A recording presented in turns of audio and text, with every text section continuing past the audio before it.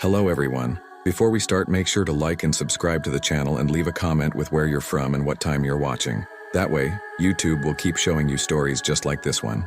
Now, let's begin. I don't usually take back roads at night, but that Friday I was bone tired. Mentally, physically, all of it. I just needed to get home, fast. I'm Emily Harper. I'm 28, and I live in a quiet little town called Grünthal, just outside of Freiburg in southern Germany. I've never really been the kind of woman to get jittery over a late-night drive. Growing up around these parts, you kind of get used to the dark, the woods, the silence, but exhaustion makes everything feel off. I work as a shift manager at a packaging warehouse in a rundown industrial zone where the machines hum louder than the radio and everyone counts the seconds till the clock hits out. It's not glamorous, but it pays rent. Nights are the worst, especially when you're the one left to lock up. That night, though, I'd skipped the usual routine and spent the evening at my parents' place, an old farmhouse about 40 minutes from mine. Mom wouldn't let me leave without feeding me until I was stuffed, as usual. So by the time I finally got in my car, it was brushing up against midnight. The moon was nowhere to be seen, just low, oppressive clouds sagging over the valley. I had two ways to get home. The long way via the B31 highway, which looped wide around the hills, or a shortcut, a narrow country road that snaked through the forest and farmland. I'd taken that road hundreds of times growing up. It saved me nearly 20 minutes. With no traffic this late, I figured, why not? At first, it felt almost peaceful. The tires hummed softly over the asphalt. My headlights carved tunnels through patches of mist that clung low to the fields. I cracked the window slightly, letting the cool autumn air keep me alert. Somewhere past a village called Rudenheim, the road narrowed to a single lane with no shoulder. I eased up on the gas. This stretch was known for deer lunging out of nowhere. And that's when I saw it. A huge log stretched across the road. Not a branch, not a chunk. A whole-ass dead tree trunk, thick and deliberate, blocking the way like a barricade. I hit the brakes and muttered, "You've got to be kidding me." My hazard lights blinked red into the dark, but they didn't illuminate much. There were no streetlights out here. My high beams only barely outlined the log's coarse bark. Turning around wasn't possible. Not on a road this tight and curvy, not in pitch dark. I checked my phone. No service. Of course. Sighing, I stepped out of the car. My boots crunched over the gravel as I approached the log. It looked old, dry, stripped of bark in some places, but there was no debris around it. No fallen branches, no sign of a storm. Just one clean log laid out like it had been placed there. Odd. Not alarming yet, but off. I walked back to the trunk and grabbed the pair of heavy-duty gloves I always kept in there. Years of warehouse work makes you practical. Grunting, I started dragging the log bit by bit, scooting it just enough to make room for my car to squeeze past. Weirdly, it wasn't as heavy as it looked. Hollow, maybe? The whole thing took maybe 10 minutes. Then I saw them. Headlights. A car had pulled up behind me, about 30 meters back, just sitting there. No honk, no flash, just idling. I gave a half-hearted wave like, yeah, I'm moving it, and climbed back into my car, brushing dirt off my jeans. I assumed they were waiting for me to clear the path so they could go on their way. I pulled forward slowly, careful not to scrape the bottom of the car on the side ditch. Then, through the mirror, I saw them start moving too. At first, I didn't think much of it. There was only one road after all. Of course they'd follow me. But as I weaved through the tight curves, I noticed something. They weren't just following. They were matching me. Speed for speed, bend for bend, not tailgating, not backing off, just keeping the same rhythm. I swallowed hard. "Don't be paranoid," I whispered to myself. People follow each other all the time on roads like this. But the knot in my stomach twisted tighter. Something about their silence, no attempt to pass, no flick of headlights, felt wrong. About 10 minutes later, I passed through a tiny hamlet, 5 or 6 houses, a lonely little guest house with a porch light that flickered like it had given up. I slowed slightly, heart thumping louder than the engine. I glanced in the rearview mirror again. They were still there, still following, still silent. Something about the way they moved, steady and patient like a predator just waiting for the prey to tire out. It didn't feel like a coincidence anymore. I eased off the gas as I neared the curve and flicked the signal for a right turn, toward home.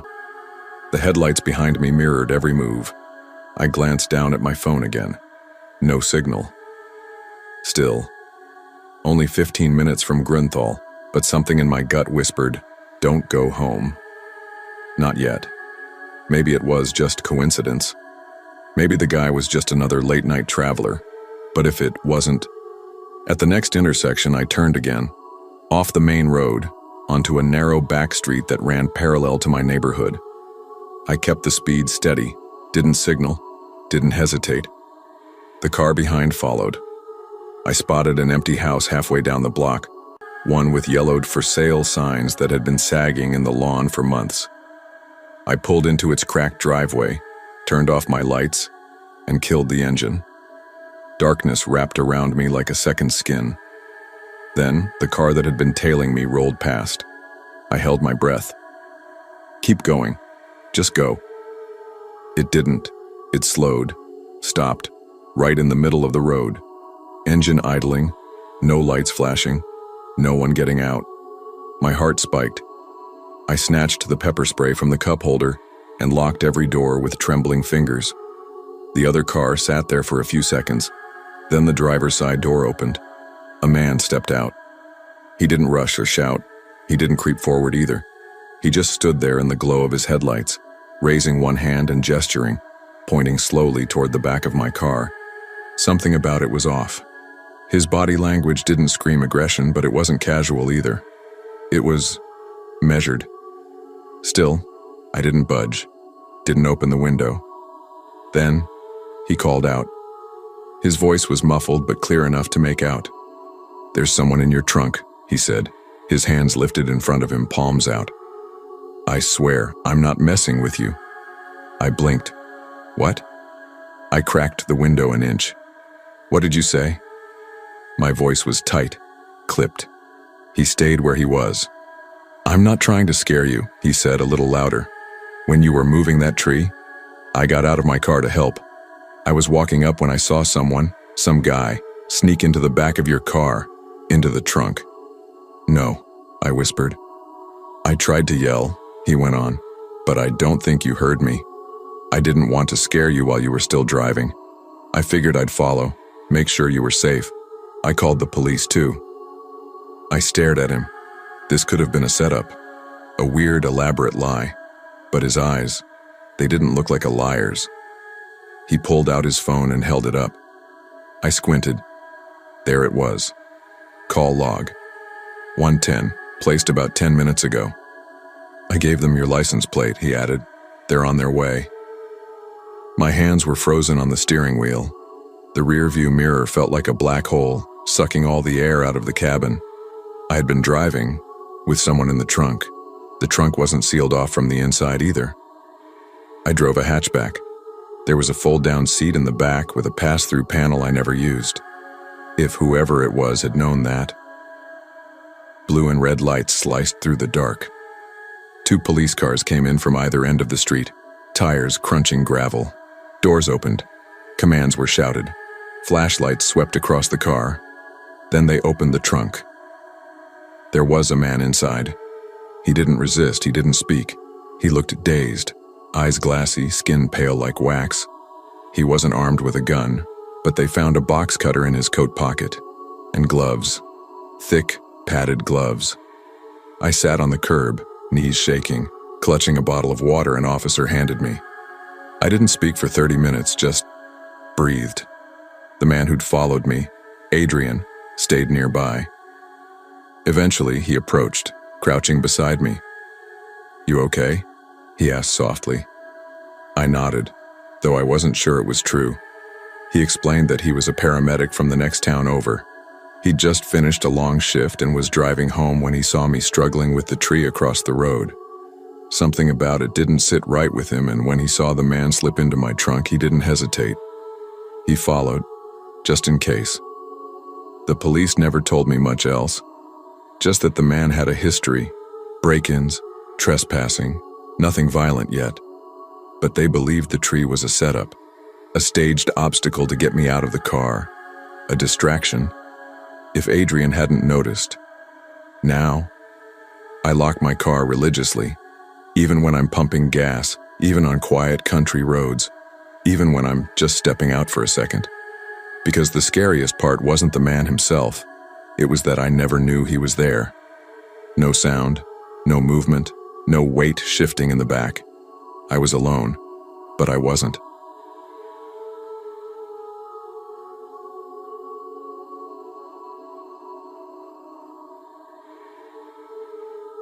It was supposed to be just a quick weekend escape, not some ghost story I'd still whisper about 35 years later, wondering if we were ever meant to make it out of that field at all. Back in the fall of 1987, I was stationed at Hawthorne Air Base, a mid-size Air Force installation clinging to the edge of Moran, Nebraska. The military had brought people from every forgotten corner of the country, but I'd found my people. Two kindred souls who made those long shifts and bland chow hall meals bearable. My roommate Renee, sharp-tongued, fearless, and from the south side of Chicago, and Katie, a spitfire from a farming town in Indiana, with an engine for a laugh and a car that rattled like a washing machine. We were young, just barely 20, holding on to our tiny slices of freedom like they were lifelines. Renee and I were both black girls from the city, used to sirens, shouting neighbors, the rumble of trains. Katie was white, all small-town stories and yes ma'ams, but somehow the three of us clicked. Maybe it was the stubbornness. Maybe it was the way our names constantly got butchered. Tracy with a Y, me, Renee with double E, and Katie with an I. We'd laugh, calling ourselves the E Sisters. Nobody ever spelled our names right, and we turned it into a bit, introducing ourselves like a comedy trio, spinning tales just to watch the puzzled looks people gave us. That weekend, all we wanted was out of our uniforms, out of that gray base, out of chow lines and drills and the smell of bleach in the dorm halls. So we threw duffel bags into Katie's beat-up blue Cutlass Supreme and pointed it south toward Caraway, a real city across the Missouri line, about 3 hours away. The plan? A movie, actual food, maybe some flirting, just dumb, harmless girl stuff. The road stretched ahead like a ribbon, and it was one of those golden autumn days where everything feels like a promise. Windows down, hair whipping around, the scent of dry cornfields and sun-warmed asphalt filling the car. We had Whitney Houston's So Emotional blasting like it was gospel, our voices hoarse from singing. Katie, ever the daredevil, had that lead foot slammed down, flying down Highway 75 at nearly 90. That's when the flashing lights appeared in the rear view, red and blue like some omen tearing through the perfect afternoon. Shit, Katie muttered, easing off the gas. Relax, just a ticket. Probably. Renee and I went quiet. She sat up straighter, smoothing her hair with one hand while I tucked away the cassette case and wiped at a speck on the dash like it mattered. The cruiser stayed behind us for a moment before pulling up close. Dust kicked up on the shoulder as Katie brought the Cutlass to a slow stop. The world suddenly felt quieter. Even the music, now dialed down to a whisper, seemed eerie. He stepped out. A state trooper. Tall, broad-shouldered, maybe mid-40s. But something about him felt off. His skin was pale like it never saw sunlight, and the mustache above his lip was so thick and unnatural, it almost looked drawn on. His boots were polished to a mirror shine, and he wore his sunglasses even though the sky was bleeding into dusk. He didn't greet us, didn't ask for Katie's license or registration, didn't even look at her. His eyes went past the steering wheel and locked straight onto me and Renee. His expression was blank, eerily unreadable, before he finally spoke, his voice flat and sharp like a knife on bone. "You three, follow me. Don't try anything stupid or this won't end with just a ticket." Then he turned and walked calmly back to his cruiser. None of us spoke.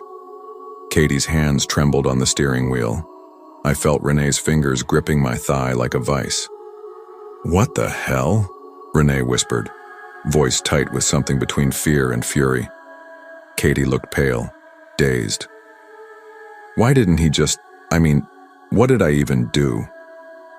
But she turned the key anyway, the engine coughing to life, and pulled back onto the highway behind his patrol car.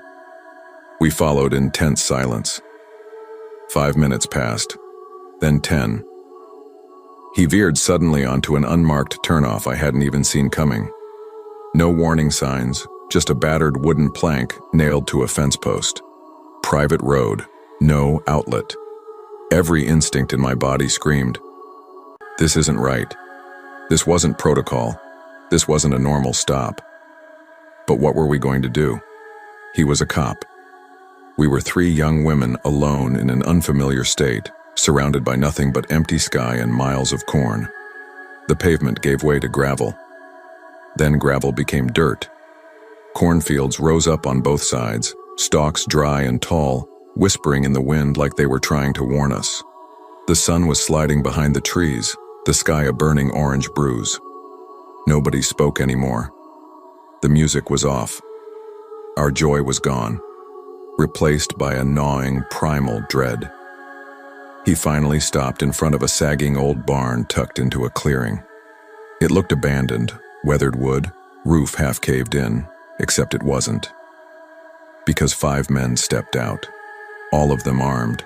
They didn't shout, didn't bark orders, just stood there like they'd been waiting. One had a shotgun propped lazily against his shoulder. Another leaned on the frame of the barn, eyes like flint. One of them spat into the dirt. Another laughed, dry, low, and mean. Katie's hand hovered near the gear shift, knuckles pale, but she didn't move. The trooper walked back to our car and knocked on her window with one knuckle. "Step out. Now." Katie obeyed. Her knees buckled a bit as she got out, and I saw her shoulders shudder. He said something low to her, something we couldn't hear, then motioned toward his cruiser. She walked like she was sleepwalking. He opened the passenger door, and she got in. Then he came to our side, to Renee. He didn't say a word, just stood there, staring at us through the glass. Behind him, the men stayed still, watching, waiting, silent as stones but heavy with threat. I could feel their eyes on us, hot, hungry, inhuman. Renee's hand clamped around my arm. Her fingernails dug into my skin. Still, neither of us moved. Neither of us breathed. Minutes passed. It felt like hours. Then Katie came running. She flung open the door, sobbing, her voice cracked and barely a whisper. "Don't say anything," she choked, climbing behind the wheel. Just hold on." The trooper was walking back, slow, deliberate. His boots crunched against the gravel, his face emotionless, as if none of this had weight. He leaned into Renee's window again. His voice had dropped into something colder. "That true?" he asked. "Y'all military?" Renee swallowed. "Yes, sir. We're stationed at Hawthorne." There was a beat, a long, slow, chilling beat. Then, without looking at us, "Get out of here, back to base, I see you again, it won't end like this." Katie didn't wait. She slammed the car into reverse and floored it. Dirt and husks sprayed up behind us as we tore out of that clearing.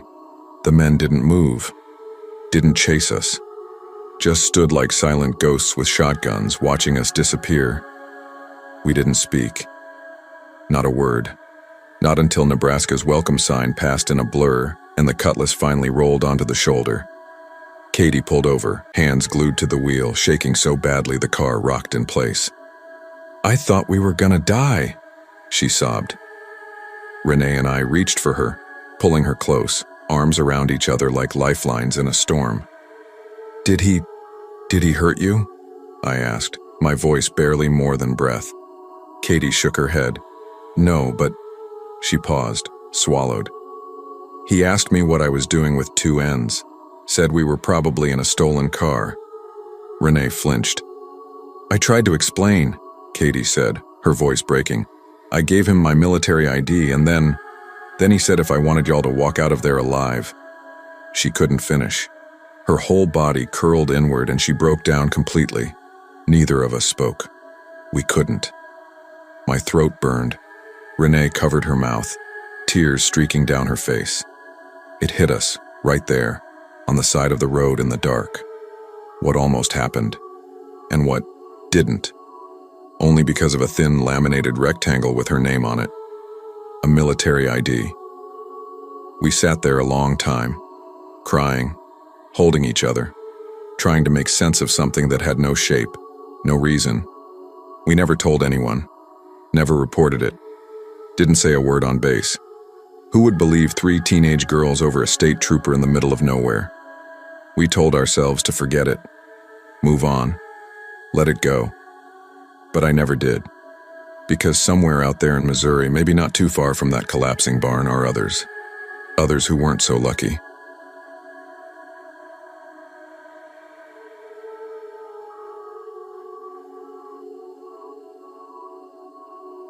I wasn't supposed to leave that late. Originally, the plan was to hit the road by 10:01 a.m., maybe even earlier if loading went smooth. The company I worked for had been slowly relocating the last of its gear from our old site in Wyoming to the main office here in Indiana. Normally, I flew, just a quick hop, meet some folks, sign off, and bounce. But sometimes we had bigger stuff. Things you couldn't just box up and ship. This was one of those times. I'd done the drive twice already, once in a Sprinter van and another time pulling an empty trailer. Both trips had been peaceful in a weird way. That long stretch through Nebraska, flatlands and silence, gave me space to think. Space I didn't know I needed. So when the office asked for a volunteer to drive the last haul, a battered 20-foot box truck we'd snagged cheap from a warehouse liquidation, I said, "Yeah, I'll take it." I liked the quiet, liked being alone out there, or I used to. That feeling was gone now, but I guess I should back up. The morning I was supposed to leave, everything went sideways. There was a delay with the printer, a massive industrial thing from the old office. It got held up at a shipping depot 2 towns over. Didn't roll in until after 2:30 p.m., and by the time we got it strapped down and secured in the back of the truck, it was already creeping past 4. I almost hit the road anyway. But if you've ever been stuck in rush hour traffic near Gary, Indiana, you know why I waited.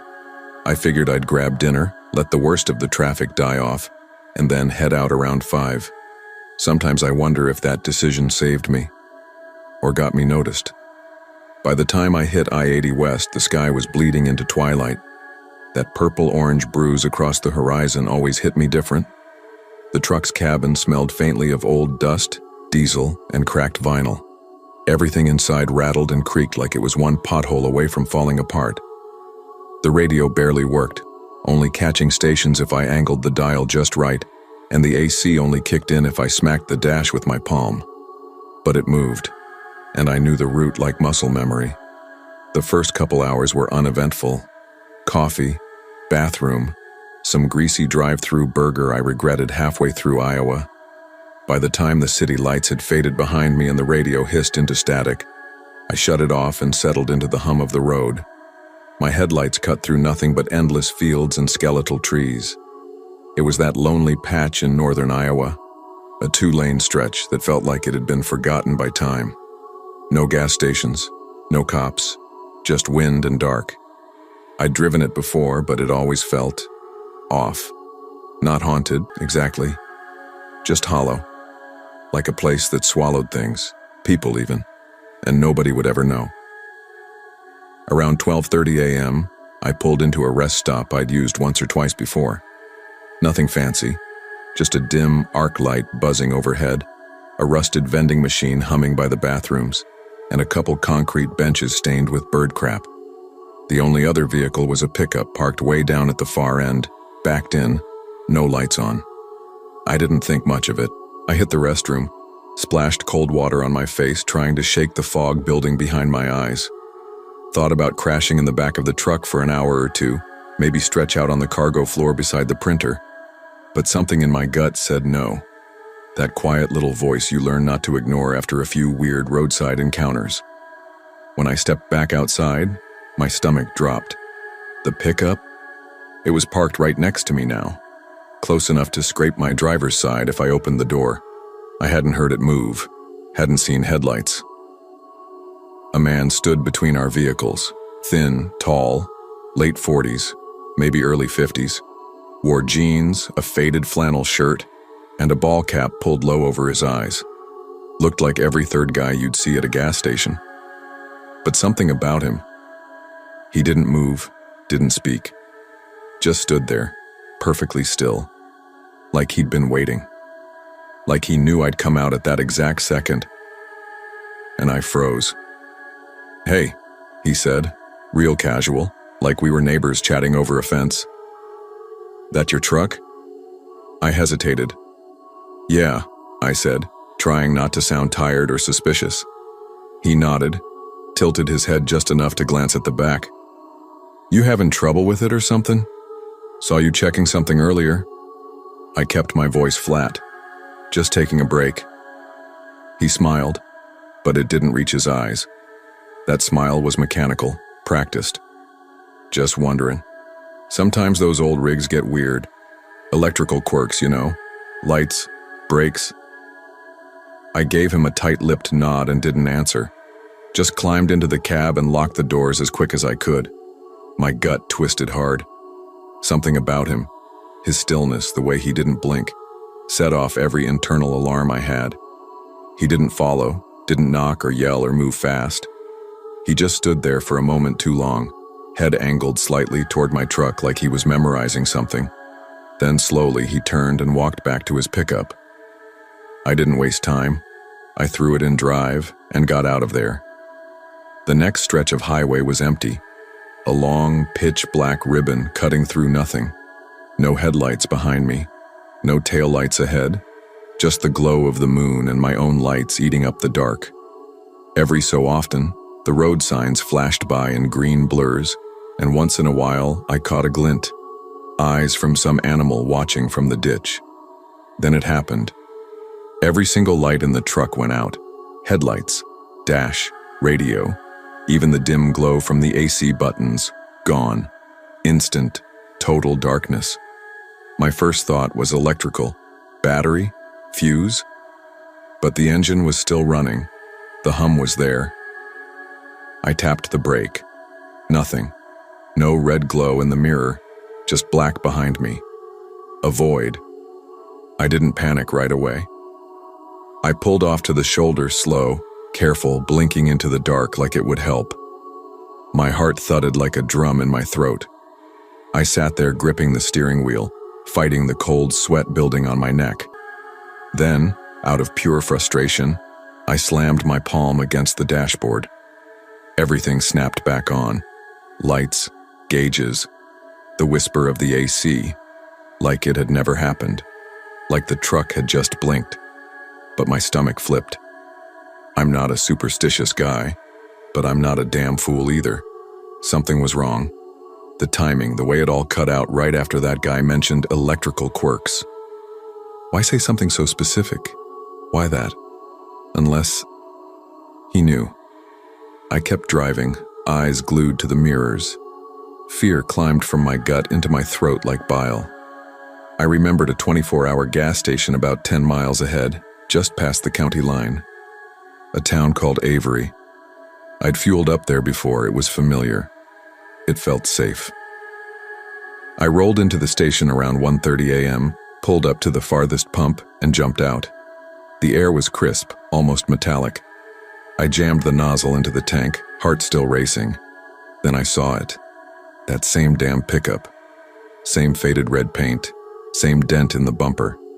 It pulled up on the road just outside the station, headlights off, engine idling low. The driver didn't get out. He just sat there, watching. A slow chill climbed my spine like a centipede.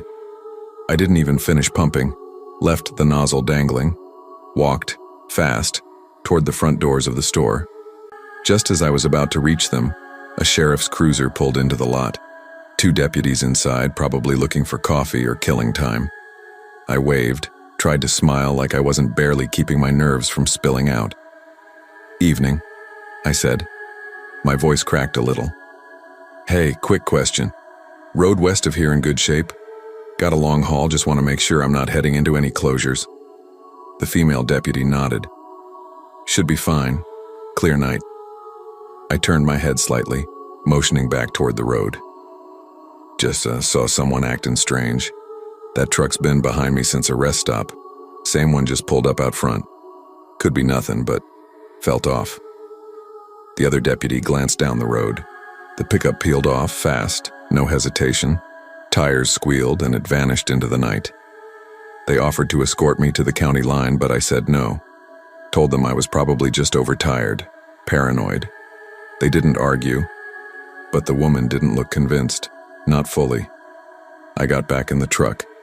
My hands were shaking so bad I had to grip the wheel with both just to steady them.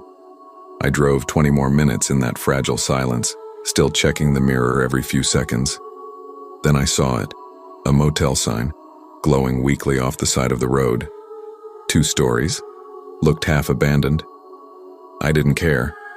I pulled in under the one working light, grabbed my bag and headed for the office. The night clerk barely looked up. I paid in cash, took the key, double-locked the room. I didn't sleep. I laid there, waiting for footsteps, for a knock, for a window to shatter. But the night passed. Nothing happened. And in the morning, under the bright heat of the sun, it all felt like a dream. Almost. When I got to the old office in Wyoming, I dropped off the keys, mentioned the lights cutting out during the drive. Nothing specific. Just a quick, "truck's acting weird." They called me a few days later, said the mechanic didn't find a thing, battery solid, wiring clean, no shorts, no signs of tampering. Everything was fine. But I knew better. That man at the rest stop, he did something. I don't know how. Maybe a device that temporarily cut power, just long enough to make me pull over, just long enough to get me alone in the dark. Maybe he was gonna rob me. Or worse, and maybe he's done it before. Maybe the next guy won't be lucky enough to find a cop, or won't pull into a gas station, or won't slam his fist against the dash at just the right moment. Sometimes I wonder how many people he's done this to. How many didn't make it? How many disappeared on that dark stretch of road? And most nights I still wonder, what was he waiting for? Because I think he had a plan. And I think next time, he'll finish it.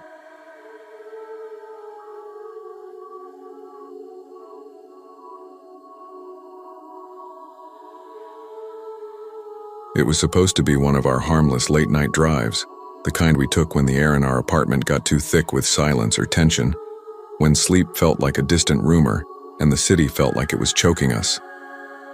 Harper and I had a thing for aimless drives, especially after midnight, when Weston felt less like a college town full of vape smoke and Red Bull, and more like a forgotten outpost waiting to disappear into the trees. Harper, my fiancée, though we rarely used the word, had this way of needing escape more than most. She was raised in foster homes, bounced around the state like a parcel no one wanted to claim. Maybe that's why she was always trying to outrun something, always scanning the horizon for a way out. I loved her for it, even when it made no sense, especially then. We never packed bags. That night, like all the others, we just filled a thermos with coffee, threw on hoodies, and pointed the car toward nowhere. Clarion Road was always our start. A familiar artery out of Weston's mess of chain restaurants and back alley tattoo shops. But beyond that, we let the roads choose. That night was early November, the kind of cold that crept under your clothes and stayed. Rain had been falling in thin, spiteful needles since evening, just enough to blur the world into watercolors and smear the edges of things. We'd left the apartment around 11:30 after an argument with Harper's sister about Thanksgiving plans. Harper had slammed the fridge, muttering something about not doing another year of fake smiles and forced prayers. She was barefoot on the kitchen tile, her auburn hair twisted into a beanie like it owed her money. "I just need to get out of the city," she'd snapped. And that was it. We were in the car. We drove north for about an hour, the rain streaking across the windshield like veins.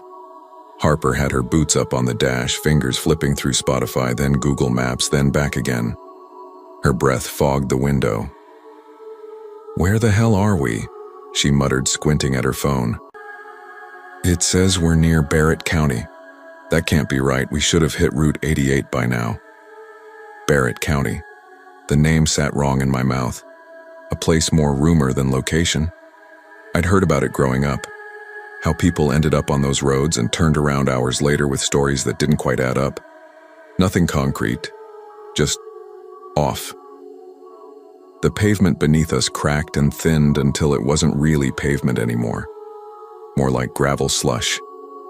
I slowed the car, tires crunching over mud and stone. Tree branches arched over the road like ribs, thick and dark, and the headlights barely pierced the mist. "You think we missed a turn?" I asked, trying to sound casual. My grip on the wheel betrayed me. Harper didn't answer at first. She was chewing on the sleeve of her hoodie, eyes scanning the woods like something might blink back. "No, I don't think so. But doesn't it feel like, I don't know, like we should have hit a crossroad or something by now?" She was right. We hadn't passed another car in almost an hour. No streetlights, no signs, just endless dark. Then, like a mirage, a narrow road forked off to the right. No sign, no name. Just a strip of blacktop decaying into the trees. I turned down it without thinking. "Careful," Harper murmured, bracing herself against the door as the branches clawed at the sides of the car, brittle fingers scratching at metal. The road climbed slowly, a winding ascent through thick, wet trees. Then, like stepping through a curtain, the woods pulled back.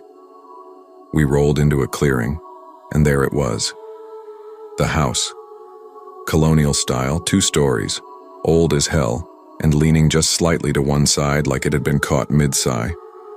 No lights, no driveway. Just sitting there all wrong, like it had been dropped from the sky and left to rot. It was drunk on decay. That house. Like it had been left to rot and got drunk off its own ruin. The siding was ripped away in places, windows either shattered or nailed shut with rotting plywood. The porch sagged under its own weight, nails straining like teeth in old gums. No lights, no movement. Nothing. Except, "There's cats," Harper whispered, her voice suddenly thin and trembling. "Holy shit, there's so many of them." She wasn't exaggerating. There had to be at least 20, maybe more. Their sleek bodies slithered through the weeds and rusted-out car parts, weaving in and out of garbage piles like shadows with eyes. Glowing eyes, green, orange, white, all reflecting the headlights like marbles filled with fire. They didn't blink right. Or maybe they didn't blink at all. Just stared. Wrong. The yard looked like a scrapyard that had given up. Tires were half buried in mud, coils of tangled wire coiled like snakes. Broken tools rusted to the point of becoming part of the soil. An old pickup truck sat at the edge of the clearing, collapsed against a tree, its front fender gone, paint peeled to metal, the insides picked apart by time. Harper slapped my arm, her fingers frantic. Turn around, Eli, right now!" Then crack, something hit the windshield. Hard. Not a branch, something sharp. I flinched. Harper screamed. "What the hell was that?" I couldn't answer. My eyes were locked on the spreading fracture in the glass, thin as a hairline but unmistakably growing. My stomach coiled. Then I saw him. A man stepped out of the tree line, tall, maybe 6'3" or more, but hunched, as if his body was too tired to carry itself. He dragged a shovel behind him, the metal scraping wet dirt. His coat was soaked through, hanging in folds like an old tarp. Navy blue, heavy, ancient. His beard was matted and wild, filled with leaves. His eyes were locked on us, but empty. And then the porch creaked. A woman stepped out of the house like she'd been waiting her whole life for this moment. She didn't move right. Not like a person.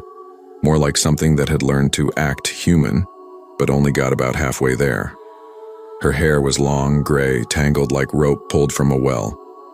Her hands were what I noticed first, dark, stained, not with dirt but something that looked deeper, like blood maybe, or tar, something that soaked in. She kept rubbing her palms against the fabric of her skirt, slow and rhythmic, like she was trying to wipe away something that would never come off. Her eyes, they were lost in the shadow just beyond the reach of the headlights, but she saw us.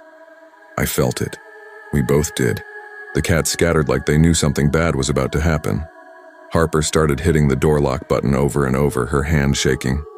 "Go, Eli. Go." I slammed the Mazda into reverse.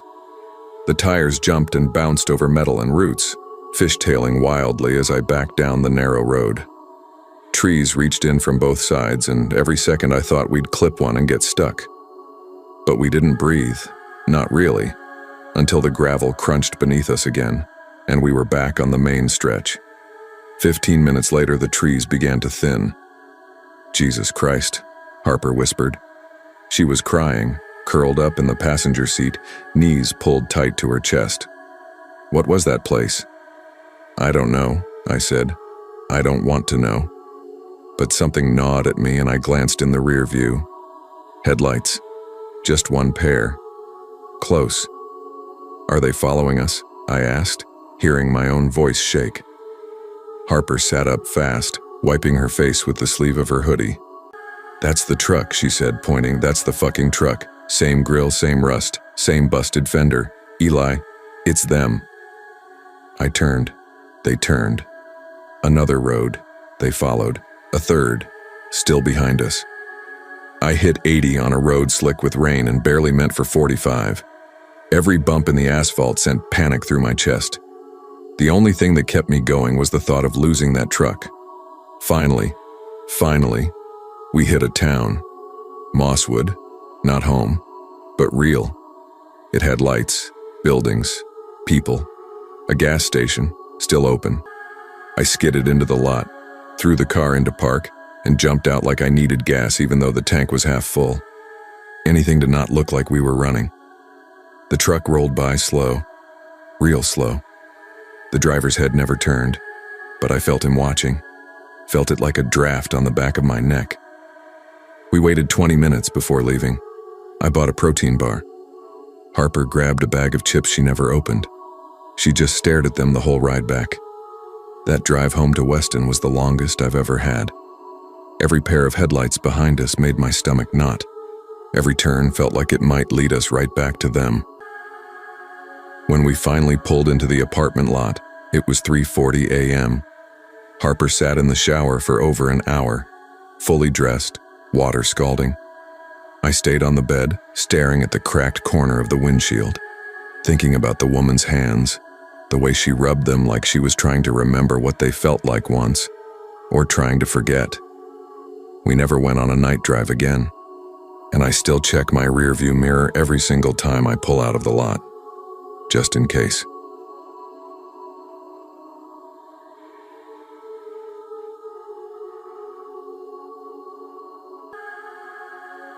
I didn't even want ice cream that night. It was one of those suffocating southern evenings where the heat clung to your skin like old guilt. The kind of night where every breath felt thick and your shirt stuck to your back the moment you moved. Our barracks air conditioning wheezed like it was on life support, barely keeping the room livable. I had just bombed my electronic systems exam.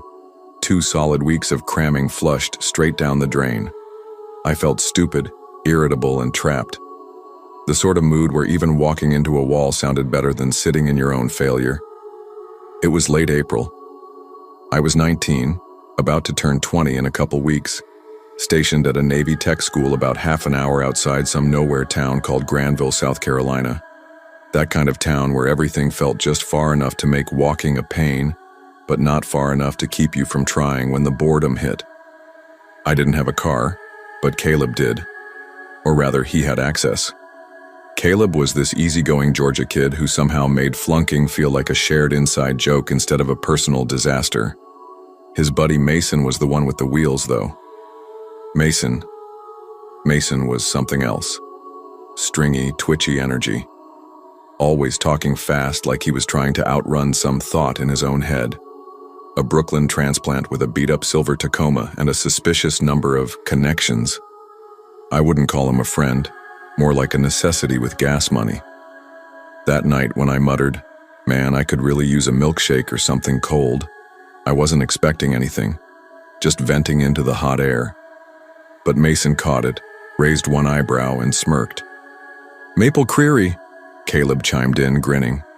"Best damn butter pecan this side of the county. Open late, too." "Let's roll," Mason said. That was it. No plan, no hesitation. Just the stupid, impulsive decision that starts every horror story. By 10:14 p.m., we were packed into Mason's Tacoma. I was squished in the back, knees to chest, hand dangling out the window chasing what little breeze there was. The truck smelled like stale fries, body spray, and something vaguely chemical I didn't want to think about. The dash lit up dull blue as we pulled onto the road. Maple Creary turned out to be one of those weird, neon-lit roadside joints with hand-painted signs, a counter that stuck to your elbows, and 80s rock crackling through a dusty radio. I got a double scoop of butter pecan in a waffle cone. It melted too fast, ran down my fingers before I could keep up. We sat out front on the curb, licking our cones, laughing at how each of us flunked the same test in our own dumb way. For a minute, it was just normal, easy. No grades, no ranks, no buzz-cut instructors barking at us. Just three guys enjoying a warm night and bad jokes. Then we got back in the truck. "All right," Caleb said, checking his phone. "Back down 6, hang a left at Bellwood." "Hold up," Mason cut in, sliding the key in. "I got a better way. Shortcut, scenic, way faster." Caleb and I exchanged a look. Not quite doubt, not quite trust. Just that unspoken, "You sure?" that hangs in the air before things go sideways. Mason just flashed a grin like he had a trick up his sleeve. "It's chill. You'll see." That should have been red flag number 1, and we ignored it. By 11:02, we were still driving. The hum of the highway had faded. So had the streetlights. Whatever Mason's shortcut was, it sure as hell wasn't on any map. He'd taken a turn off 6 about 15 minutes back, mumbling something about connecting to Briar's Cross. But now it was just black pine forest, the cracked road rolling endlessly ahead of us in Mason's high beams. No signs, no houses, no other cars. Just trees, endless leaning trees. The laughter from earlier had drained out of the cab. I stared at the back of Mason's head, his posture too relaxed for the growing tension in my gut. "That feeling you get," I muttered, "when your phone's got no bars and you realize you're in the middle of nowhere." Caleb leaned forward, squinting out the windshield. "Where the hell are we?" "Almost there," Mason said. Calm. Too calm. Like we weren't already off the edge of familiar. "Just relax," he added. "It's a loop back. The thing is, loops only work when they bring you back to something you recognize. But nothing about that road felt like it had an end." "I've been this way before," Mason muttered, eyes narrowing at the tree line. "Doesn't look like you have," I whispered under my breath, just loud enough for Caleb to catch it. He shot me a look but didn't say anything. The truck bumped along in silence for a moment, the tires crunching gravel. Then Mason broke it. "Hang on, I gotta piss." "Dude," Caleb snapped, sitting up straighter. "Just pull over. You're not hiking into the woods." Yeah, I will. I'm not about to get clipped by someone barreling down this road." "There hasn't been a damn car in 20 minutes, I said, dry as dust.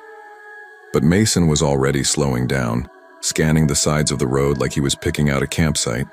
Then he turned the wheel and eased the truck onto a narrow dirt path nearly hidden between the trees. That was red flag number 2.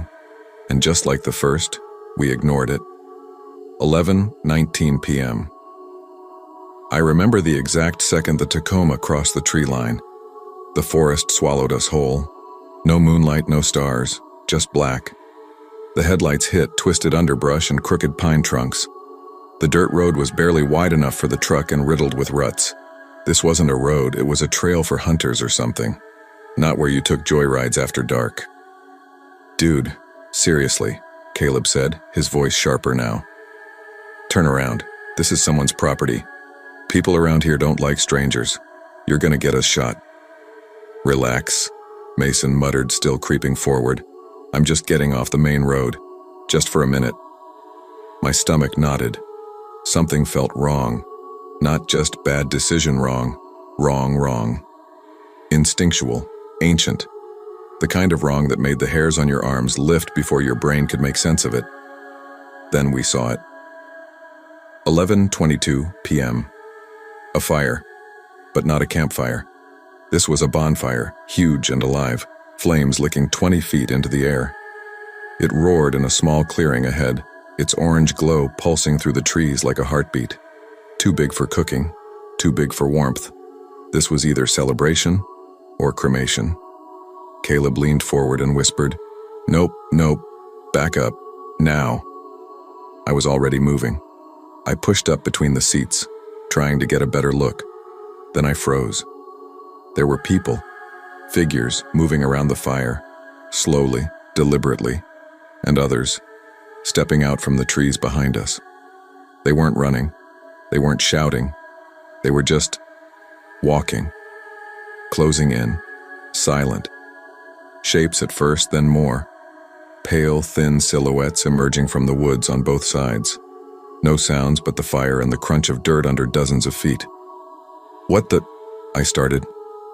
Mason sat frozen in the driver's seat, eyes locked on the flames, mouth parted like he was trying to speak but forgot how. "Go," I shouted, slamming my palm into his shoulder. "Reverse. Now." Nothing. Caleb didn't wait.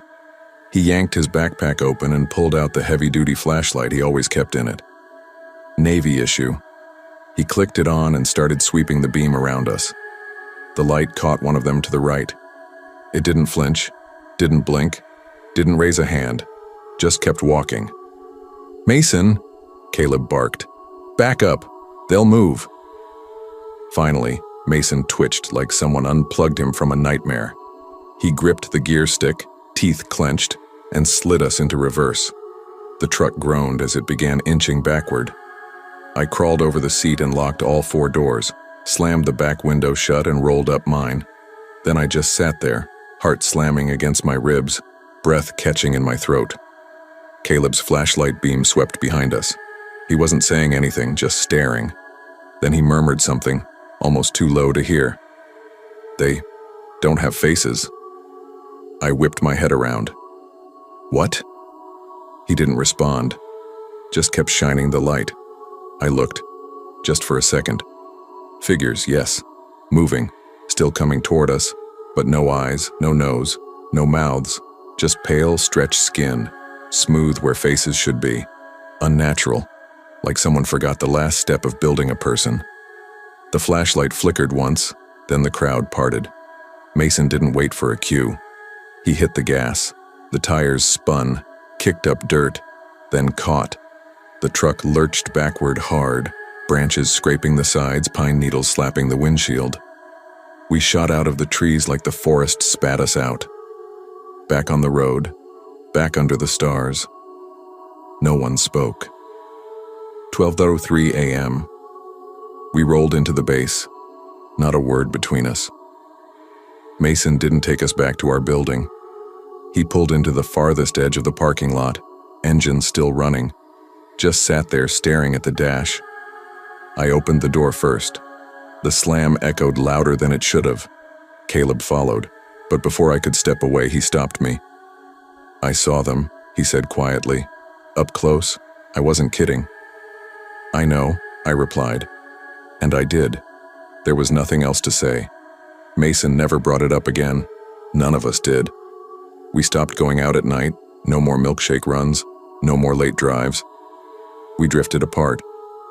Something out there wasn't right. Whatever it was, whatever we almost stumbled into, it saw us. All of us. And until now, I never told a soul outside that truck what happened that night.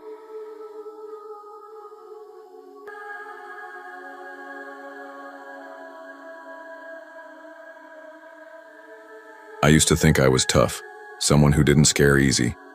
You work enough night shifts and the weirdness becomes background noise. Either you get used to it or you quit. Me? I chose numb. For the past 3 years, I've worked the graveyard prep shift at a 24-hour distribution center just outside Linwood, a small, suffocating warehouse town east of Raleigh. I always leave my place around 3:15 a.m., religiously. I live alone in a cramped second-floor apartment in Brookale, about 30 minutes out if you know the back roads. And I do. Every bump, every bend, every flickering street lamp like the back of my hand. Lately, though, construction and busted-up asphalt have forced me to stick to one route: Hollow Creek Drive. 2 lanes, mostly empty, hemmed in by tired-looking subdivisions, rusted chain-link fences, and the occasional porch light buzzing like it's begging for death. It was this morning, technically, that it happened. I had my usual podcast playing, some true crime episode about a woman who vanished from her apartment, stove left on, cat still inside. Creepy in hindsight. I glanced at the dash, 3:32 a.m., right as I passed that hideous concrete sign for Crestwood Estates, the one with moss growing out of the cracks like veins. I hadn't had my coffee yet, and my stomach was already doing that hollow twist. Hunger? Probably. Maybe caffeine withdrawal. My chest felt tight too, but that's just normal these days. Anxiety's been riding shotgun for years. I cracked the window just a sliver. The air was cold, sharp, burned the edge off my nerves. I had just passed Ridge Hill Avenue, one of those sleepy little turnoffs where every house has motion lights and cheap garden gnomes, when I saw him. He came out of nowhere. 1 second the road was empty. The next, a guy sprinted straight into my lane like he was chasing a bus that wasn't there. I swerved hard, tires screaming. Slammed the brakes so fast my bag of trail mix hit the floor. My heart slammed into my ribs. I missed him, barely. A foot, maybe less. He looked frantic, late 30s, wiry build, pale as hell. His black hair was matted to his forehead, and his green eyes, God, they caught my headlights like a deer's. He wore a camo jacket that looked 2 sizes too big and dirt-smeared jeans like he just crawled out of the woods. He staggered toward my driver's side window, breathing like he'd been running for miles. I don't know why I didn't drive off. My hand even locked the doors on instinct. But I didn't move. That's what messes me up most now. I should have driven off. Instead, I rolled the window down just enough for air. The car stayed in drive, my foot hard on the brake. "You all right?" I asked. My voice was calm, too calm, fake calm. He looked behind him like he was expecting something or someone to follow, then back at me. His voice was broken like it'd been scraped raw. "Please," he said. "I need help. I don't know where else to go. It killed my dog." My stomach dropped. "What?" "It tore her apart," he choked, pointing back toward the dark subdivision behind him. "Right outside my house, 2 blocks that way. I thought it was a coyote at first, but then I saw this guy. He had a knife. He came at me. I ran." I didn't answer right away. My eyes scanned him. Really scanned him now. Something didn't sit right. If his dog had been ripped apart, where was the blood? His clothes were too clean. His jacket, spotless. Jeans had some road dust, but no tears. No blood. Not even a paw print. "You said you picked up your dog's remains," I said slowly, trying to piece it together. "But there's nothing on you. No blood, no fur, nothing." That's when he changed. Just like that. The shaking stopped. His body went still, almost statuesque. His breathing flattened. His eyes didn't blink, didn't move. And the road? It went dead quiet. My podcast had cut out. Engine hum vanished. The only sound was my breath, and even that felt too loud. He leaned in, not fast, slowly, deliberately. Then he smiled. But not the kind of smile you give someone who's helping you. It was wrong, twisted, like a mask cracking open. His eyes darkened. No, changed. Black. I swear to God, they turned black. "I was going to help you," he whispered.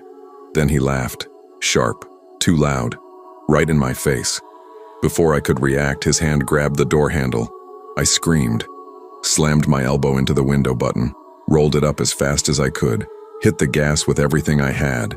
Tires squealed. He slapped the window once, open palm, not a punch, just a touch. I didn't look back, didn't breathe until I hit the warehouse parking lot, and I didn't cry until the sun started to rise. I pulled into my usual spot, far back corner of the lot, right under the only lamp that never flickers. It hummed above me, casting a pool of steady yellow light over the hood of my car while my hands trembled against the steering wheel. I had 7 minutes left before my shift started, but I couldn't bring myself to move. I grabbed my phone and dialed Sam, my best friend since middle school. She's not a morning person, usually sleeps until 10, but I needed to hear someone familiar. Just her voice, straight to voicemail. I hung up without leaving a message. I thought about calling the cops, but what the hell would I even say? Hi, yeah. A guy ran into the street at 3:30 a.m. and said something killed his dog, but then tried to get in my car. It didn't make sense even in my own head. It sounded like a bad dream you forget halfway through brushing your teeth. But I knew something was wrong with him. Deeply wrong. And I don't think he just happened to be out there at random. I think he waited for me. I sat in the car as long as I could, trying to get my chest to stop feeling like it was being crushed. But the fear had changed. It wasn't just fear anymore. It was dread. The kind that settles into your ribs like cement when you realize something, already, went wrong and you're just late catching up to it. Eventually, I had to go inside. I clocked in, did the work, loaded shipments, printed invoices, made a stupid joke about printer ink to the morning manager just to prove I still could. But I wasn't really there. My body moved, my voice worked, but my mind was caught in a loop, rewinding to his face, his words, that voice, too calm, too steady. I was going to help you. When my shift ended, I couldn't stomach the idea of driving home alone. I cornered Terry in the break room, told him my headlights were misaligned and I didn't feel safe. It was a lie, but he didn't press. Just shrugged, climbed into his truck, and followed me all the way back to my apartment. Gave me a lazy wave before peeling off into the night. That night I barely slept. Every creak from the building, every gust of wind outside my window, felt like it had intention. I peered through the blinds every 10 minutes like some paranoid suburban cliché. I parked in a different spot, reversed in, kept my keys by the door, turned off location sharing on my phone, something I hadn't done since I moved in. I slid the chain on the door, then dragged a chair underneath the knob, just in case. By the second night, I told myself I was being ridiculous, that maybe he was just high or delusional, some guy having a breakdown, that I had panicked and imagined the worst, blew it out of proportion, convinced myself I saw something that wasn't really there. But then on the third day, I made the mistake of driving that road again. Same route, same houses, same cracked concrete sign.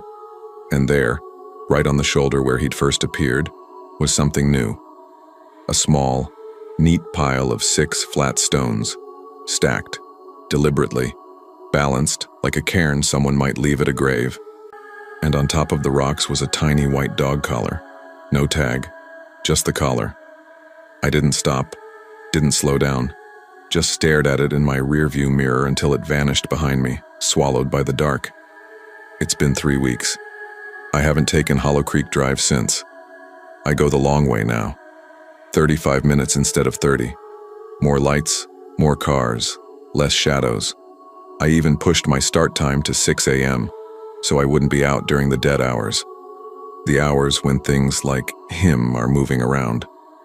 But I still think about him, about how fast he dropped the act, how cold his voice got, like he'd been wearing someone else's skin until I questioned him, and then, just like that, it slipped. I was going to help you. I've tried to reason it away. I've told myself stories to explain what I saw, but deep down, I believe the truth. He wasn't looking for help. He wasn't running from something. He was hunting. And if I'd rolled down my window just a little further, if I'd believed him for even one more second, I might be the one people talk about in hushed tones on some podcast. And maybe I still will be.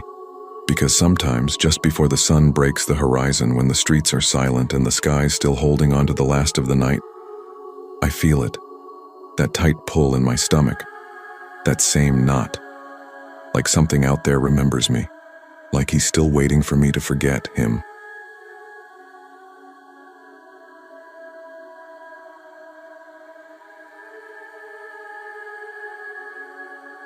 I wasn't supposed to be on the road that late, but when you're 21, broke and trying to dodge holiday traffic, you start making weird decisions.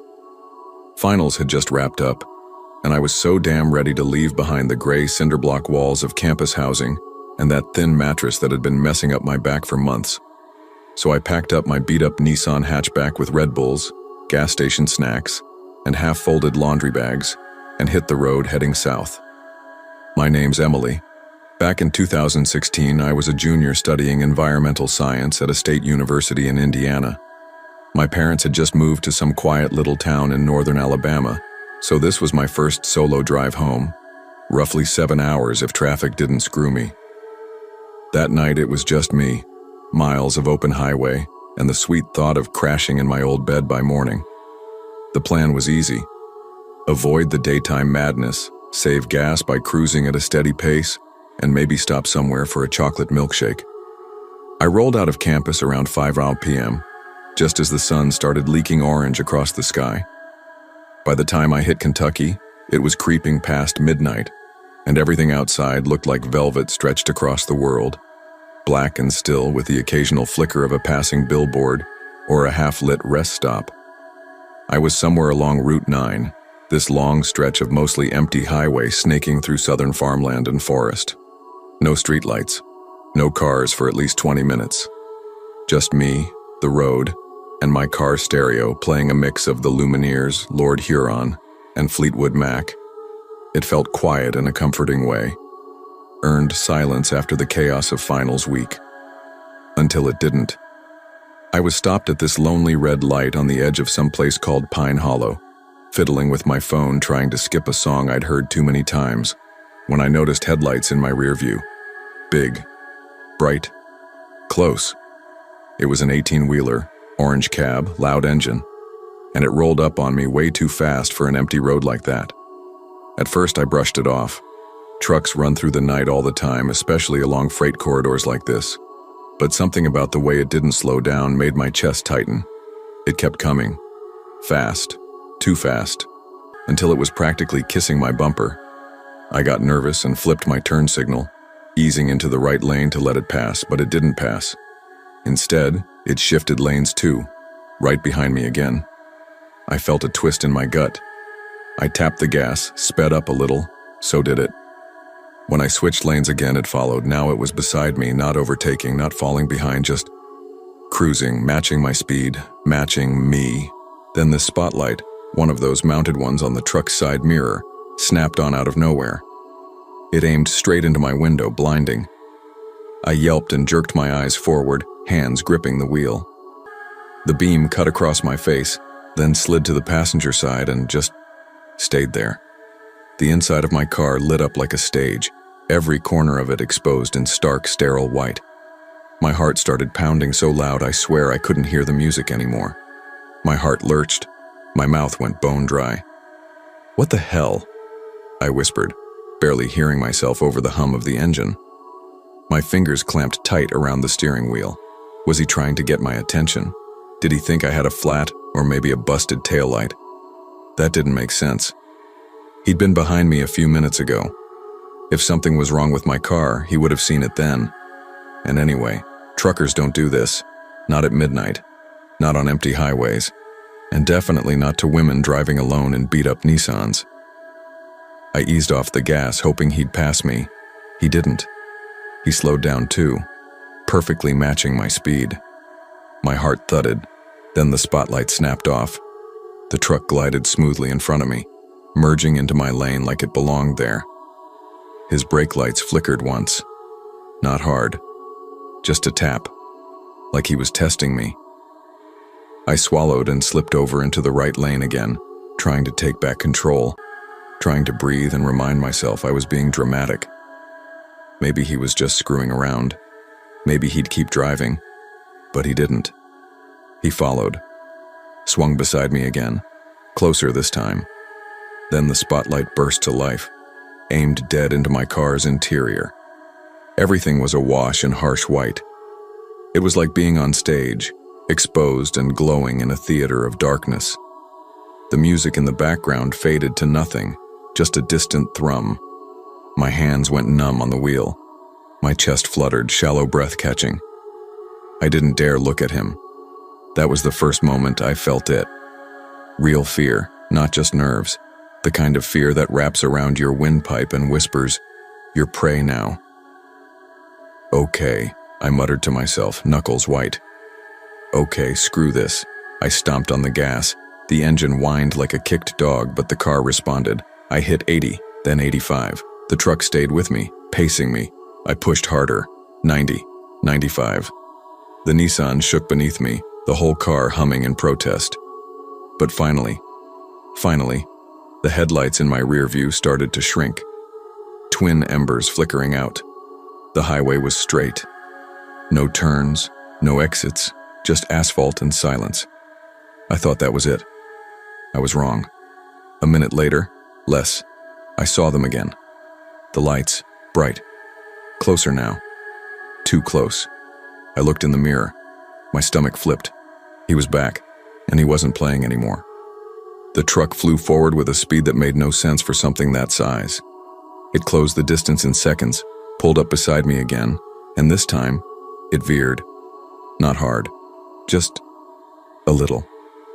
Enough to make my tires skid to the left, just a whisper of contact. The spotlight flared on again, blinding and suffocating. My legs were useless, my chest felt like it was imploding. I was holding my breath so tight it hurt. I knew, if I didn't act now, something awful was going to happen. I remembered something my dad told me when I was 16, learning to drive. You don't outrun something bigger, you outthink it. So I braked, hard. The truck surged past me, caught off guard.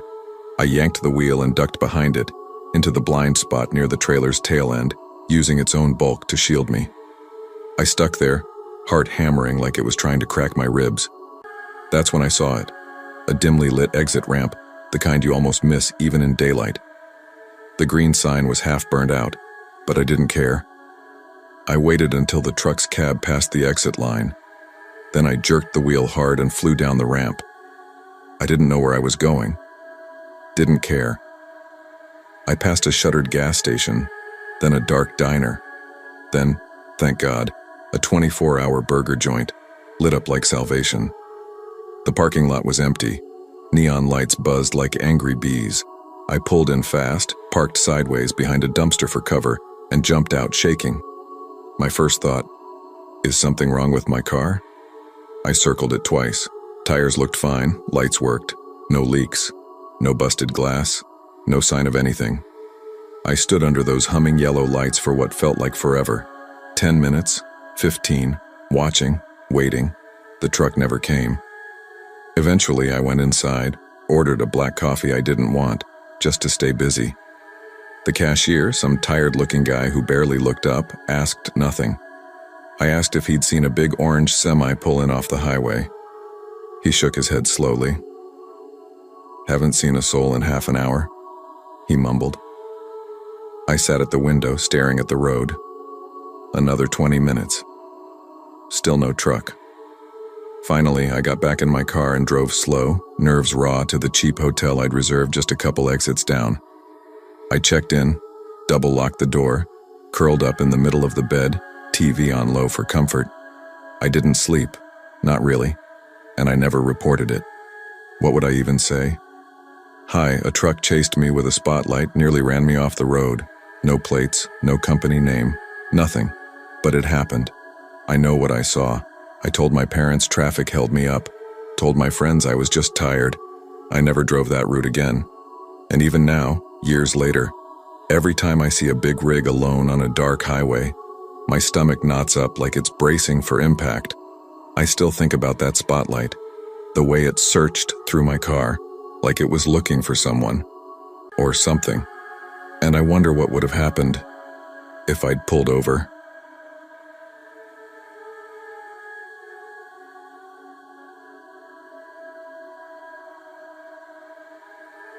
It started like any other summer night. I was 18, freshly graduated and damn near clawing at the walls of my childhood bedroom. I'd lived my whole life in Red Hollow, Georgia, the kind of tiny southern town where the gas station doubles as a diner, a gossip hub, and you're only shot at a late-night snack. Main Street shut down at 8 sharp, and by 9, you could practically hear the crickets gossiping about your business. It wasn't hell, but it was close. No bars, no clubs, no diners glowing neon like in those road trip movies. If you wanted fun, you had to make it yourself. For me, that meant driving. I'd gas up, grab a Gatorade, maybe a cigarillo if I had a couple bucks, and just go. No map, no plan. Just my old Camry, some music on low and the open road. If I was lucky, I'd see a deer and get my blood pumping. Most nights it was uneventful, but it made me feel like I could breathe again, especially on nights like this one when the world felt heavy, like it was pressing a knee into my chest. It was a little past 1:30 a.m. when I slipped out the front door. My folks were out cold, and the whole town felt like it was holding its breath.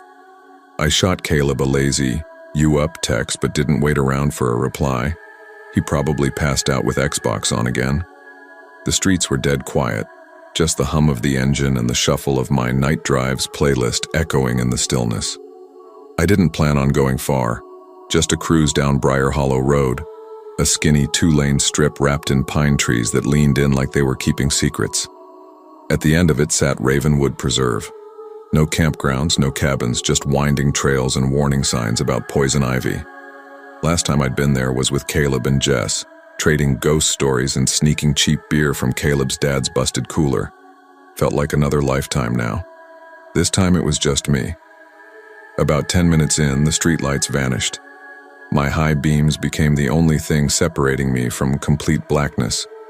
I rolled the windows down. The air smelled sweet, honeysuckle, and something else. Asphalt maybe, still holding the day's heat. I was zoning out, just watching the painted lines whip past, when I reached the preserve's turnaround loop. That's when I saw it. A tree, medium-sized but thick, lay smack across the exit path, like it had been dropped there on purpose. The bark was fresh split, limbs scattered like bones. My heart sank. We'd had a brutal storm 2 nights back, sirens, power outages, hell, even the neighbor's trampoline ended up in a field. I should have remembered that. I eased the car to a crawl, my headlights lighting up every inch of that damn tree. No getting over it, not in my beat-up Toyota. Shit, I muttered, shifting into reverse. My plan? Simple. Back onto the grass, turn around, head back the way I came. Who was gonna care if I did a little wrong way driving at 3 a.m.? No one was out here, except I forgot one thing.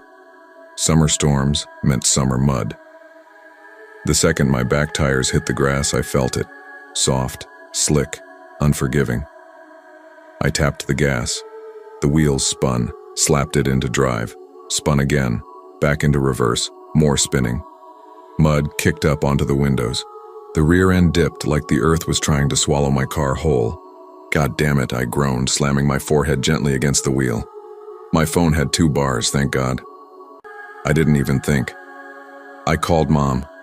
I knew if Dad picked up first, I'd never hear the end of it.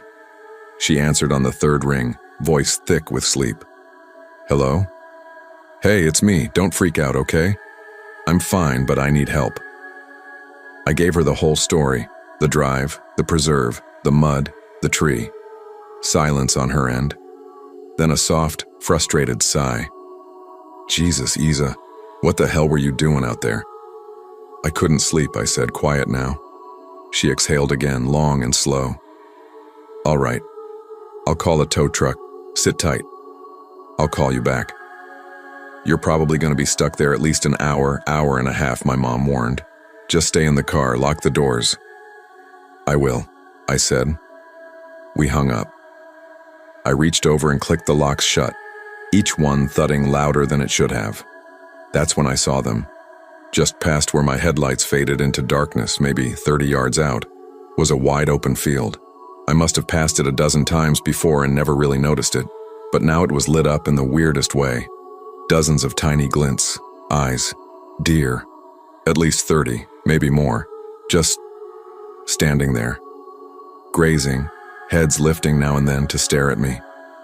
The glow in their eyes from my headlights made it look unnatural, like someone had stuck reflective beads in their skulls. It was eerie, yeah, but also strangely beautiful, like a painting you didn't quite understand. I kept watching them, half hypnotized, switching between that and doom scrolling on my phone. I tried not to think about how far I was from anyone else, or what else might be out there in the woods beyond the deer. Finally, my phone buzzed. "Mom, tow truck guy is on his way. Could be 90 minutes. Sorry, sweetie." I groaned but texted back a quick, "Thanks." There was nothing else to do. I reclined the seat and locked my phone. The night was quiet. Too quiet, and thick with heat. I let my eyes shut. I don't know how long I was out, maybe 45 minutes, but I woke up hard, heart thudding like I'd just been yanked out of cold water. It wasn't a nightmare that woke me. It was the feeling. The air had changed, heavier somehow, like it wasn't air anymore, but something pressing against the car, watching me. And it wasn't the deer. I sat up too fast, disoriented. My phone had slipped between the seat and the console. I fished it out. Screen lit up the car's interior. 4:11 a.m., still dark, still quiet. The deer were still there. But something felt wrong, off in a way I couldn't name. My gut twisted. I reached into the console and found my little pocket knife. It was dull, barely bigger than a thumb, but it was something. I flicked it open and held it in my lap. "Just nerves," I whispered to myself. But the hairs on my arms were standing up like they knew better. And then I saw it. Not clearly at first, just a flicker of movement in the trees to the left of the field. A shadow. Tall, thin, still. I froze.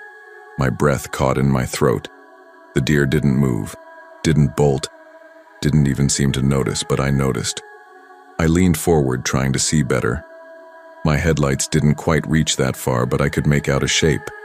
It was human, kind of, but it wasn't moving. Then, slowly, it did.